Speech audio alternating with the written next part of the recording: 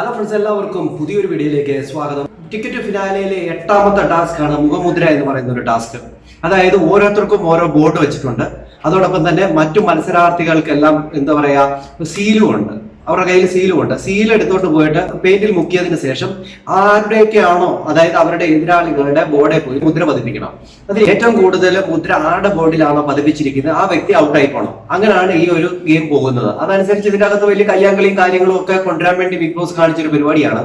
കാരണം ഇതുവരെ ആയിട്ട് വലിയൊരു എന്താ പറയുക, ക്ഷമയെ പരീക്ഷിക്കുക, ബാലൻസ് നോക്കുക, അങ്ങനത്തെ ഒരു ടാസ്ക് ഒക്കെ ആയിരുന്നു. പക്ഷെ ഇതൊരു ഫിസിക്കൽ ടാസ്കിലേക്ക് കൊണ്ടെത്തിക്കുന്ന രീതിയിലേക്കാണ്. അടിയും പിടിയൊക്കെ ഉണ്ടാകാനുള്ള സാധ്യത കൊണ്ട് തന്നെയാണ് ഈ ഒരു ടാസ്ക് കൊണ്ടുവന്നിരിക്കുന്നത്.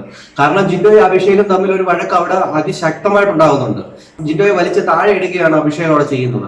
അതോടൊപ്പം തന്നെ ഇവിടെ സിജോയും ജാസ്മിനും തമ്മിൽ നല്ലൊരു വഴക്കുണ്ടാകുന്നുണ്ട്. കാരണം സീൽ അടിക്കുന്ന സമയത്ത് ജാസ്മിന്റെ ആണ് ഏറ്റവും കൂടുതൽ എന്ന് പറയുന്ന സിജോയും, ജാസ്മിന്റെ അല്ല സിജോയുടെ ആണ് ഏറ്റവും കൂടുതൽ എന്ന് പറഞ്ഞ് ബഹളം ഉണ്ടാക്കുന്ന ജാസ്മിനും തമ്മിലുള്ള ഒരു കുരിഞ്ഞ അടിയാണ് നമുക്ക് അവിടെ കാണാനായിട്ട് സാധിക്കുന്നത്. എന്ത് പറഞ്ഞാലും ഈ ഒരു ടാസ്ക് കുറച്ചുകൂടെ കഴിഞ്ഞ്, അതായത് ഒരു രാത്രിയൊക്കെ ആകുമ്പോഴാണ് ഈ ഒരു ടാസ്ക് തുടങ്ങുന്നത്. എന്തായാലും അടി പൊട്ടുമെന്നുള്ള ഒരു കാര്യത്തിൽ ഒരു സംശയമില്ല. കാരണം മറ്റു മത്സരാർത്ഥികൾ അങ്ങോട്ടും ഇങ്ങോട്ടും തമ്മിൽ ഒരു ഫൈറ്റ് ഇവിടെ നടക്കും.